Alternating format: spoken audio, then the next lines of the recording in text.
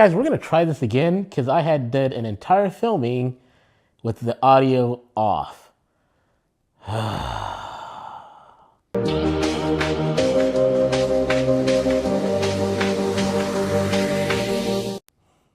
Okay guys, this is Sam Reese. Welcome back to another edition of HeavyTek. And today, for the third time it seems like, we're gonna go ahead and review this case from DEEPCOOL, which is the MATREXX 55 RGB. Now, I did source this case from Newegg for about $39.99 plus $4.95 for shipping. I believe on Newegg right now, I'll show a clip to it, is I think $45 for the case right now. And then if you wanted the 3-fan RGB version, which it comes with 3 RGB fans, you will go ahead and can get that, I believe, for like $75 or so.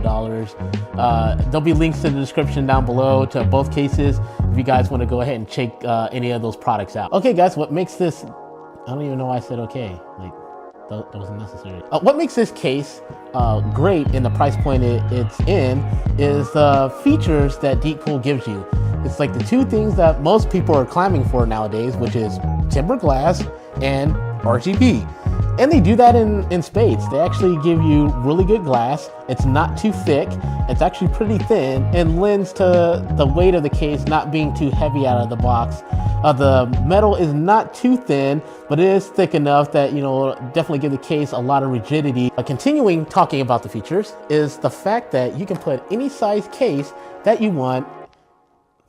You can put any size motherboard in this case that you want, of course, without like the extreme exceptions.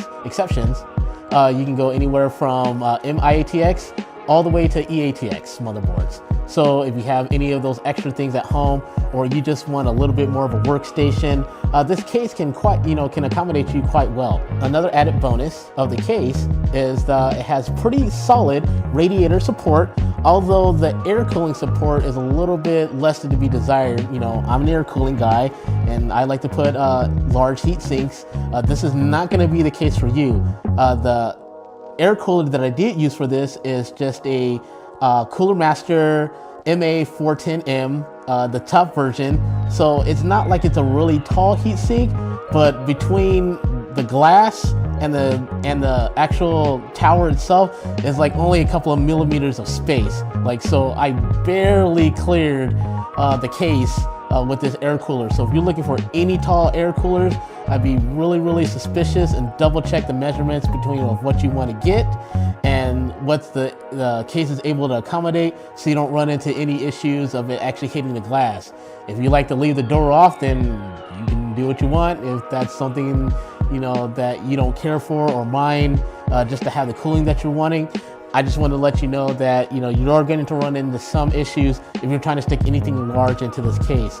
Other than that, it's going to accommodate most, if not all, water cooling needs, which, like I said, is anywhere from 120, 140 to 40 to 80 to 360 millimeter. You can go ahead and put that in this case and not have any issues with it.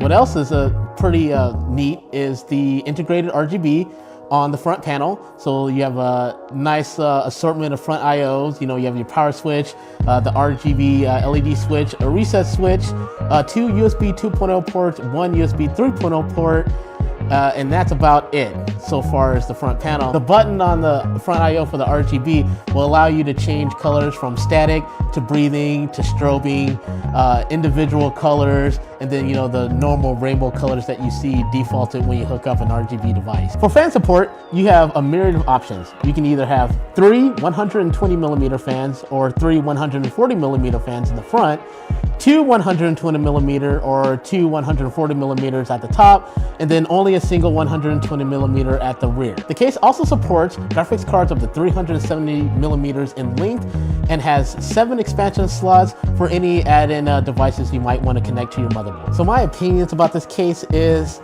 it is a great starter case.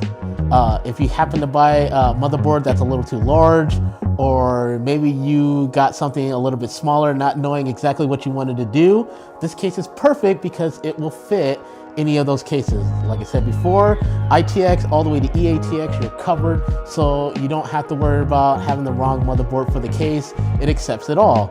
Of course, you know, with some limitations, but I wouldn't worry about that too much.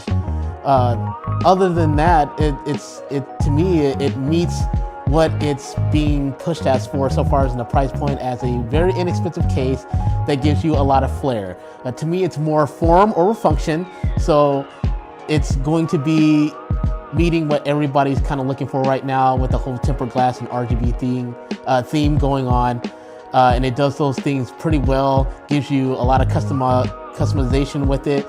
And also, like I said before, it'll connect to other DEEPCOOL accessories, so you can connect all your RGB devices together in that hub and control it either via the switch, or if you have a compatible motherboard with the assigning features such as Aura Sync or whatever the Gigabyte or MSI uses, you can adjust the colors on the components that way also. For the most part, I did enjoy putting stuff in. Assembling the hardware, putting it in was not so much of an issue as with some other cases that I've dealt with. A lot of that was straightforward. Another good thing that I found is they have ample length from the front I/O to run to all your components, so you're not worrying about having to reposition things or move things around or getting the right components because of the length of the connectors are going to be too short. They give you ample enough length. Like my personal preference is I'd rather have a little slack than just, trying to pull that wire close enough to connect it.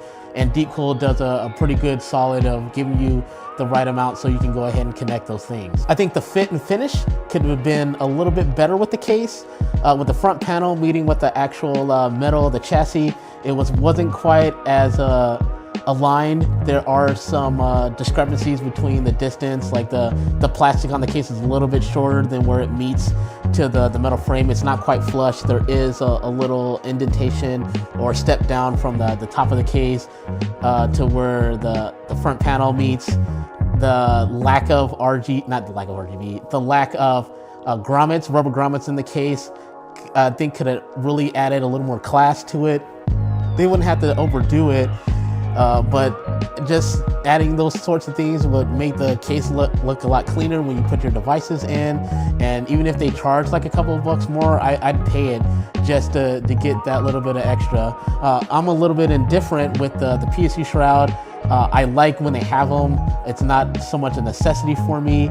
So if you like to hide stuff away or hide your cables, there is pretty good room on the back side of the panel to hide all those things. There is a lot of mounting points for 2.5-inch and 3.5-inch drive bays, but they don't give you any hardware to mount it.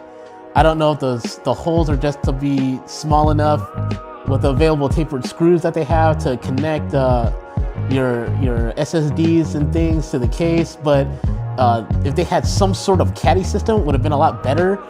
I know that kind of stuff costs money, but even if they just use the little rubber things that you screw into the back of the SSD and then clip them onto the case, would have been a lifesaver.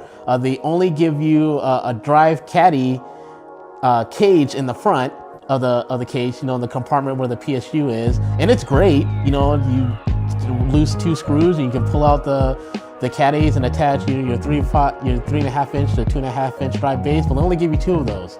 So if you're looking to install anything more than that, then I don't know if you're gonna have to go on DEEPCOOL's website and get the supplies to attach it, or how you try to mount it. I didn't have any extra SSDs laying around or bays to hook up to it to test that theory, so I'm not sure about it.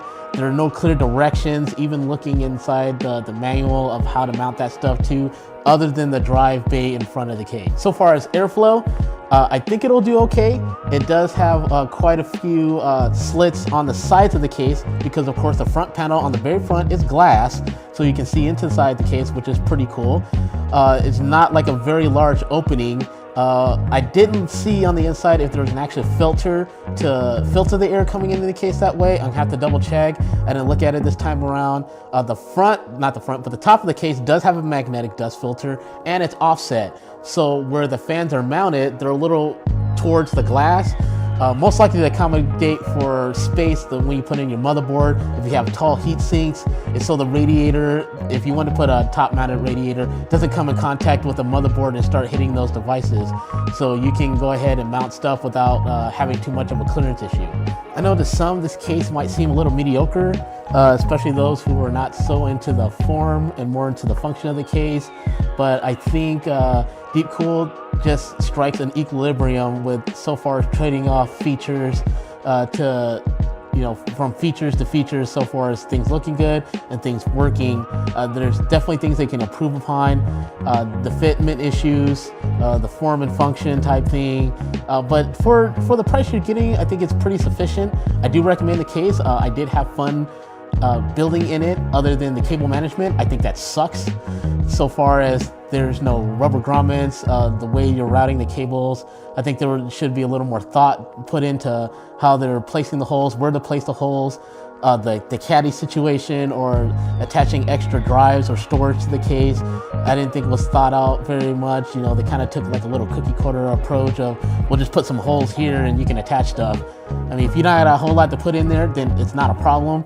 But it, like, say you were trying to use this case as a nice like little server PC, or you just have a crap ton of storage, I wouldn't recommend using this particular case. I'd probably get something like from Fantex or Fractal Design that's more accommodating with those kinds of features than this particular case, or maybe something else that DEEPCOOL provides that I just haven't seen yet. So we're just gonna go over the pros. Sorry, excuse me. Pro number one is the weight. It's very light. You don't have to worry about it being heavy after you put in your components. Number two is the RGB implementation and the tempered glass. Definitely pluses in my book. Number three is going to be the multitude of motherboard support. You don't have to worry about it not being too big. You don't have to worry about your motherboard not being able to fit in this case. They give you plenty of flexibility in that aspect. And I think that's it so far as the pros. Now we're gonna move on to the cons, or the things I didn't like about the case. Is the cutouts. The motherboard tray cutout could be a little bit bigger. The cutouts for the cable management just suck. I didn't like trying to route cables through any of those holes or try to get it to look nice. I think that's something they can improve upon. The fitment issues, or the symmetry of the lines meeting up on the case so as the front panel and the case itself, is something I think they need to fix. Also is they could have better connectivity in the front of the case so far as front panel I/O. They could get rid of a reset switch or incorporate it in the power switch to begin with. I don't think something like that is absolutely necessary in this day and age. It might be to some. To me, it's not really that big of an issue. Last couple of issues with the case is its lack of substantial air cooling support. You can only fit an air cooler up to 168 millimeters, so that's not very tall. You know, if you wanted something really, really beefy, you're gonna kind of have to skip, even though I know that the market trend right now is for all-in-one liquid coolers. I used to be a big fan of liquid coolers. I'm not so much anymore. I think passive or air cooling can get the job done just as well, unless you're going for extreme overclocking or extreme measures where you need ample amount of cooling. But I can see how all-in-one liquid coolers help you save space. They don't have a large footprint in the case, so I can see why some manufacturers can, make the case a little bit thinner. They don't have to make it as wide because they don't have to accommodate for any sort of large hardware like large style coolers. So if you liked the video today, go ahead and give it a thumbs up. If you didn't like the video, I'm gonna turn my frown upside down or right side up if you give it a thumbs down. I don't know, I was trying to be clever, it didn't really come out right. But if you didn't like the video, you go ahead and give it a thumbs down. Don't forget to hit that subscribe button. I know a couple of you guys have subscribed more to the channel. That'd be great, because I like to show and give you guys more content on a regular basis. I got a little bit of school going on, so that's been a little bit of a challenge lately, but never fear. I got a whole lot of things planned in line, got products ready for review and for testing and benchmarking, so there'll be more cool content coming from you guys. Like always, be awesome, be heavy. We'll see you on the next one.